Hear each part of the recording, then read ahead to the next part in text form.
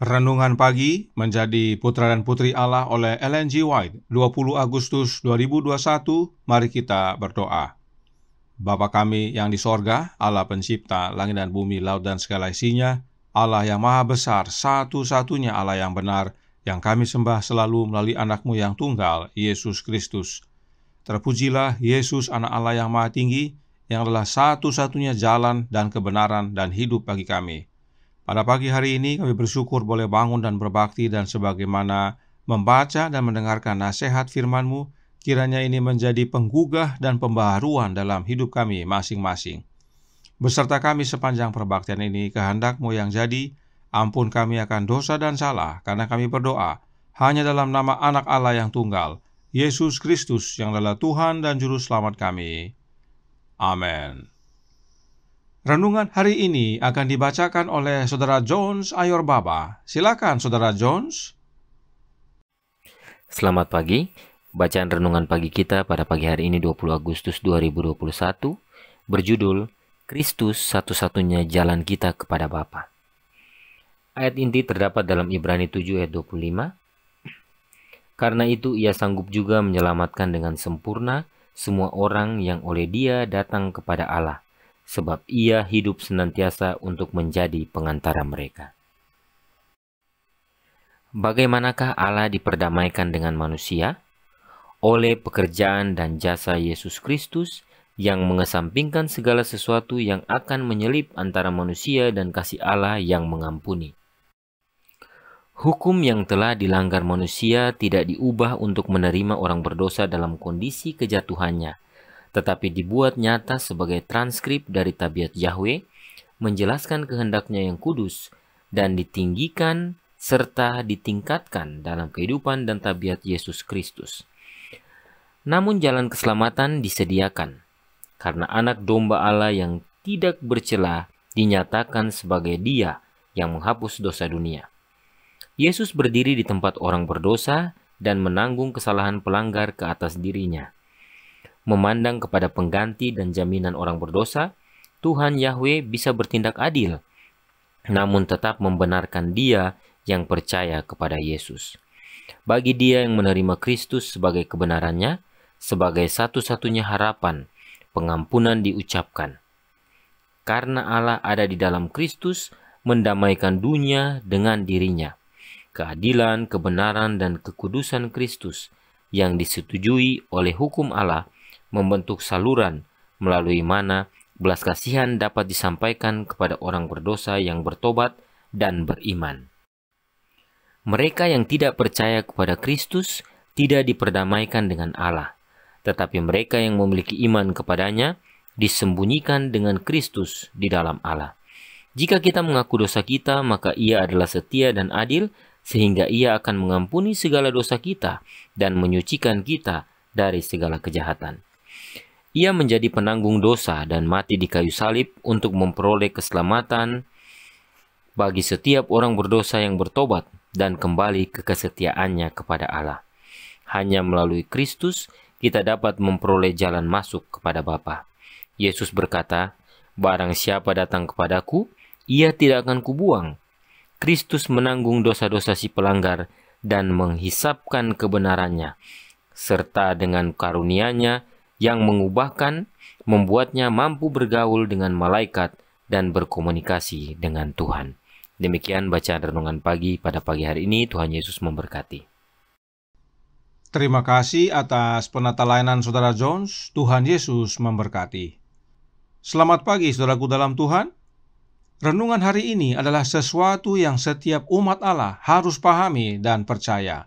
Dikatakan dalam Menjadi Putra dan Putri Allah halaman 247 paragraf 3 yang berkata, hanya melalui Kristus kita dapat beroleh jalan masuk kepada Bapa.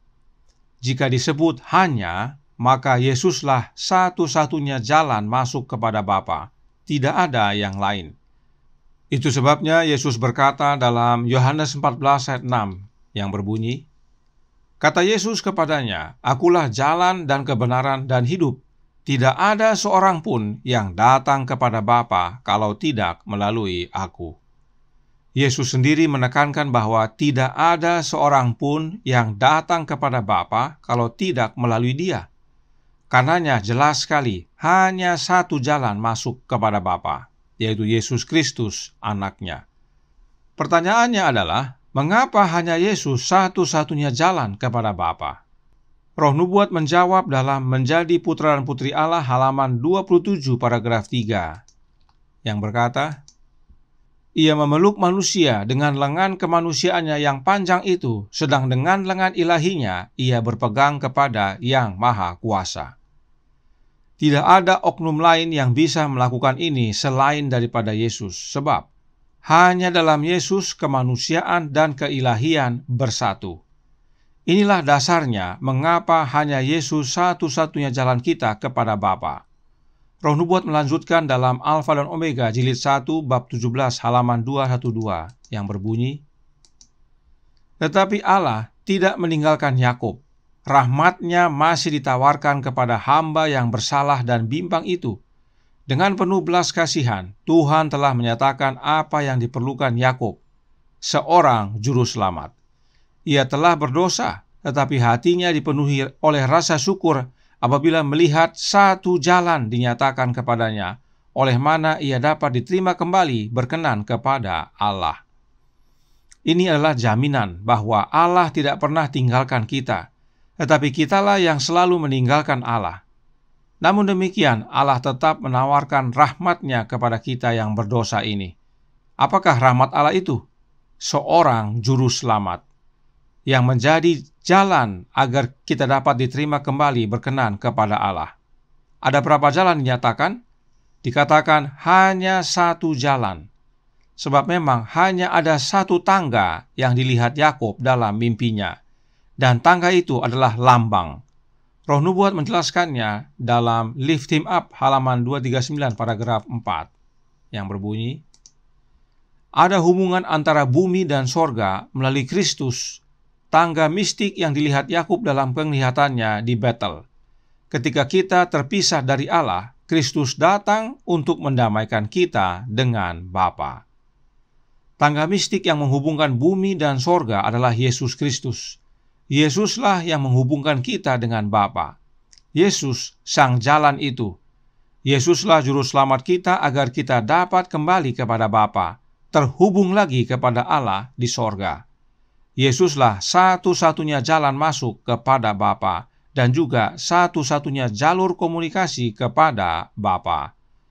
Steps to Christ halaman 19 paragraf 2 berbunyi, Tangga mistik dari mimpinya melambangkan Yesus, satu-satunya media komunikasi antara Allah dan manusia. Tangga itu adalah Yesus, dan Dia bukan hanya satu-satunya jalan masuk kepada Bapa, tetapi juga satu-satunya media komunikasi antara Allah Bapa dengan manusia. Berulang-ulang ditekankan, hanya ada satu tangga, hanya ada satu jalan, yaitu Yesus Kristus. Perhatikan saudaraku dalam Tuhan, renungan hari ini berjudul, Kristus adalah satu-satunya jalan kita kepada Bapa. Kemudian Roh Nubuat juga dengan jelas menyatakan bahwa Yesus satu-satunya jalan masuk kepada Bapa. Katanya Allah yang dimaksudkan dalam renungan hari ini adalah Allah Bapa. Hal ini akan membantu kita dalam membaca kutipan dari renungan hari ini yang berkata dalam Menjadi Putra dan Putri Allah halaman 247 paragraf 1 berbunyi, Bagi dia yang menerima Kristus sebagai kebenarannya, sebagai satu-satunya harapannya, pengampunan diucapkan karena Allah ada di dalam Kristus mendamaikan dunia dengan dirinya. Siapakah Allah yang dimaksudkan dalam kutipan ini? Allah yang dimaksudkan adalah Allah Bapa. Sebab hanya satu jalan kepada Bapa, yaitu Yesus Kristus Anak-Nya. Karenanya Allah Bapa ada di dalam Yesus mendamaikan dunia dengan dirinya, yaitu dengan Allah Bapa. Melalui Yesus kita dipersatukan kembali dengan Allah Bapa. Nah, bagaimana caranya Bapa mendamaikan dunia dengan dirinya di dalam Anak-Nya, dan bagaimana hubungannya dengan salib? Kita baca dalam Kerinduan Segala Zaman, halaman 415 paragraf pertama, yang berbunyi, Dengan perantaraan Yesus, kemurahan Allah ditunjukkan kepada manusia, tetapi kemurahan tidak mengesampingkan keadilan.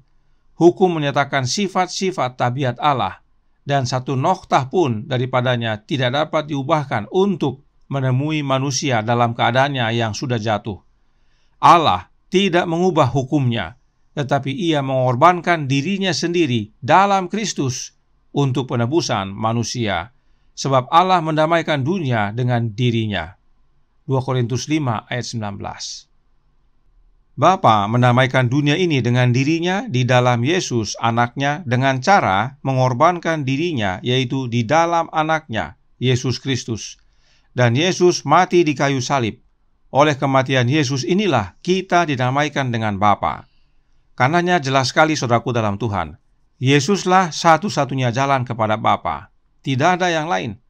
Karenanya saat kita membaca ayat ini dalam Efesus 2 ayat 18 yang berbunyi, karena oleh Dia kita kedua pihak dalam satu roh beroleh jalan masuk kepada Bapa. Ada berapa jalan masuk kepada Bapa? Alkitab dan Roh Nubuat berkata, hanya ada satu jalan kepada Bapa. Yesus sendiri menekankan bahwa tidak ada seorang pun yang datang kepada Bapa kalau tidak melalui Yesus. Berulang-ulang dengan jelas dinyatakan bahwa hanya ada satu jalan masuk kepada Bapa.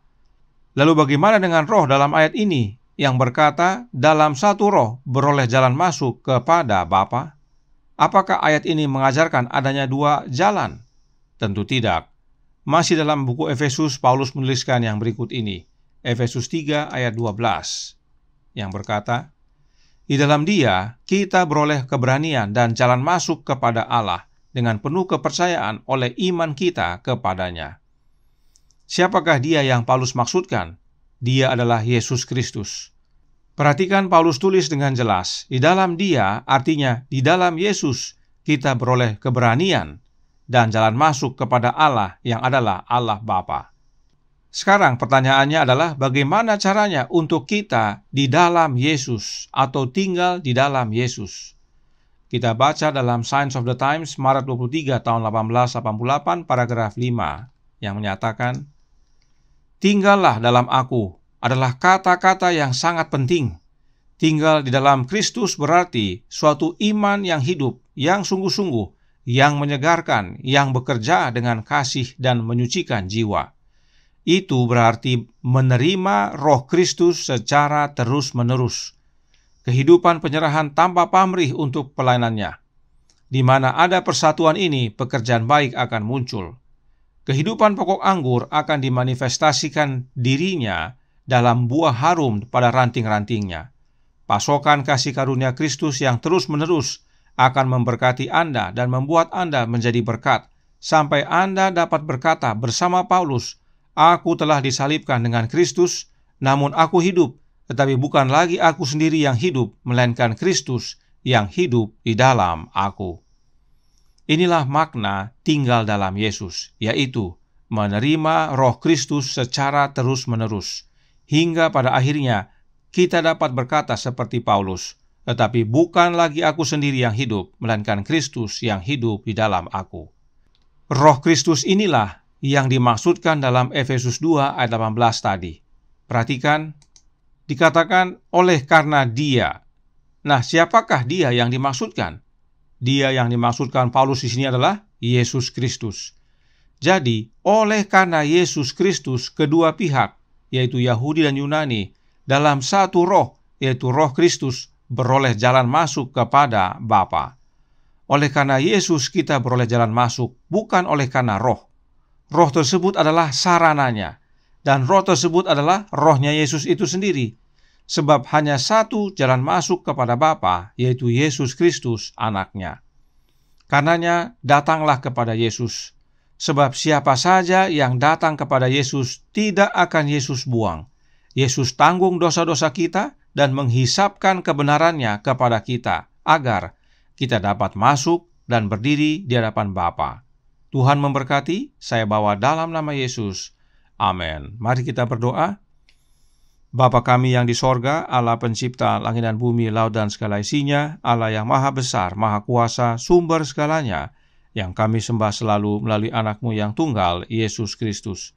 Terima kasih atas kebenaran penting pagi hari ini, agar kami layak berdiri di hadapan Allah, agar kami boleh menerima kerajaan sorga, yaitu dengan menerima Kristus dalam hidup ini. Sebab hanya Kristus satu-satunya jalan kembali kami kepada Bapa. Oleh karena itu, tolong kami ya Bapa, curahkan roh anak-Mu dalam hati ini, kehendak-Mu yang jadi. Ampun kami akan dosa dan salah, karena kami berdoa hanya dalam nama anak Allah yang tunggal, Yesus Kristus yang adalah Tuhan dan Juru Selamat kami. Amin.